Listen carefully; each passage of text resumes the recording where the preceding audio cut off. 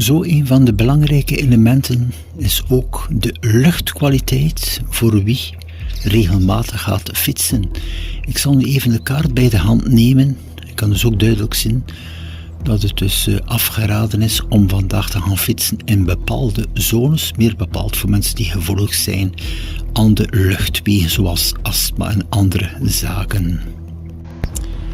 Dus hier even op de kaart de zone van Hulst. Mijn regio is het gemiddeld, dat is ook al niet aangeraden. En dan verder richting op van Antwerpen, ongezond, maar ook de zone van Terneuzen en omgeving.